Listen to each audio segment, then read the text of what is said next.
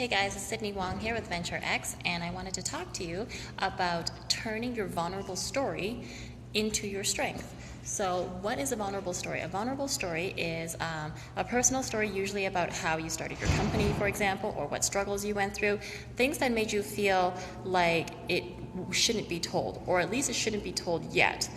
And the thing is that I started applying for contests and awards and things like that, and they always ask how it came about for us to start VenturX.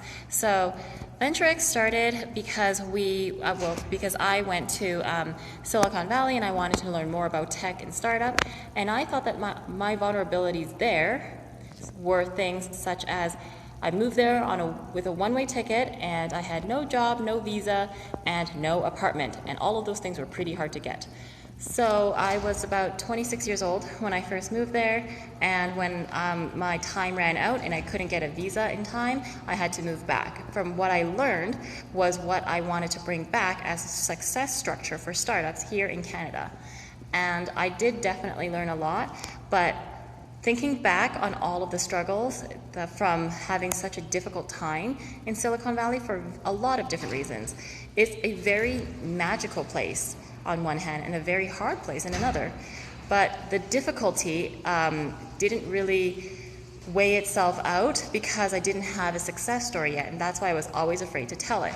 But I had to tell it as a part of the application for all of these grants, awards, etc. And learning to own your own vulnerability and learning to own your own story was a really big step, and I think it's one of the hardest ones to swallow really as an early stage startup, because you may not have the rest of your story yet. You don't have the uptick, you don't have the top of the hill success yet, and you don't have the end of your story yet. However, if you don't own it early enough, you may never see the rest of the light, and it may be harder for you to achieve those other goals and milestones that you need to.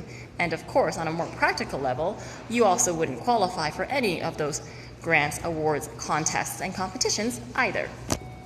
Good luck!